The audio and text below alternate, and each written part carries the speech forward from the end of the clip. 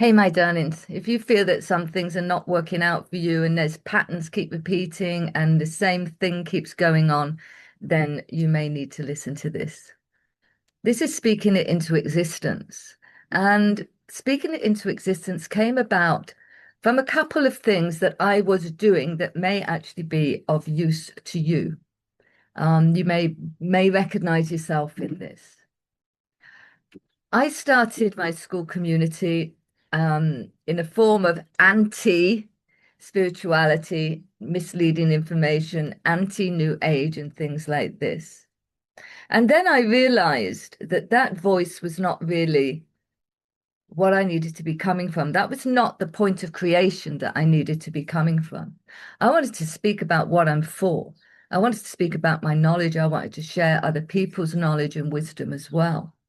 And so I changed the paradigm within my school community to actually be a place where it's a learning community, it's a sharing community, it's truth telling as far as I see the truth, or others may see it, and it's to the point which has tools and things within it. Anyway, what I realized is that my energetic actually changed. I wasn't going against anything. I was leaving this over here and able to actually speak for something and come from that point of creation of speaking for something.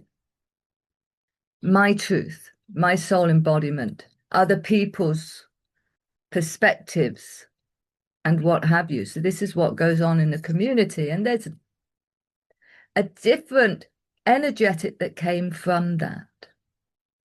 The other thing that happened regarding this disclosure, and this may be useful for you also to listen to how you're speaking about things and situations that you may feel are repeating patterns in your life, is that I was called by my own soul when I was in meditation. I bring myself into speaking to my oversoul, to my higher self, to speak into existence, literally speak into existence what it was that I want. And I started creating that in my words, in my feelings. I spoke into existence the truth of what was emerging from within myself. How do I really want to live my life? Well, I'd like to be able to give my work to groups of people, to many people, work with addicts. I do work with a few addicts, but I'd like to do this on a greater scale. I would love to have a place where it's not about spiritual retreats, it's where people come to actually create something, to have the space to paint, to do pottery, to make jewelry, to learn to cook, or whatever it is, a space of fun. I started speaking this and I could feel, I'm even feeling it now as I'm speaking, I could feel the lightness starting to shine from within me, the space that was created within me as I actually spoke what it is that I want in my life. And there had been something in me that didn't believe I could have it. I've had a very good life, by the way, and I've lived in many amazing ways. So I know some things are possible. But these things that I was speaking into existence, I was not feeling was possible.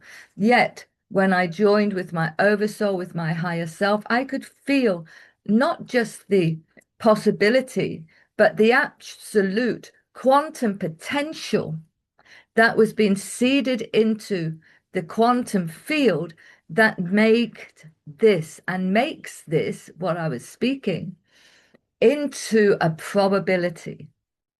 The energetic behind this was so different. It wasn't manufactured. It wasn't something that had to be tried. It was something that emerged from that had been hidden in the shadows, if you like, because I hadn't been speaking those things. I had been very silent. Well, I live a silent life because I'm on my own most of the time. So I'm having also to practice speaking as I go through my day. So speaking it into existence is a point of creation that comes from a much more open field, even if there are places in ourselves that don't quite believe it's happening, whatever it may be. Now, if we take this to the wider field of what's happening in the collective consciousness at the moment, you know, there's so many people who are against this and against that and against this. And they're doing such amazing work. Yet if they came from a point of speaking into existence and being for something. So, for instance, I support the farmers in Britain. I definitely do. But it's anti the farmer tax. Bugger that, right? Before no taxes. We are for no taxes on our land because we can't feed the people if we can't exist because it's blah, blah, blah. Okay. We are for this. When it comes to war, don't be anti-war and anti-Trump. Be for peace. Be for collaboration. Be for something that matters to you. Because when we speak this into existence as a collective, and we can feel that sense of what it would be like, and the lightness and the openness and the expansion of how we feel when we speak for something that we're wanting to create, especially as a collective, it can't not happen. So speaking it into existence is this. And when we come together to join together, speaking it into existence, it can't not happen. It has to happen.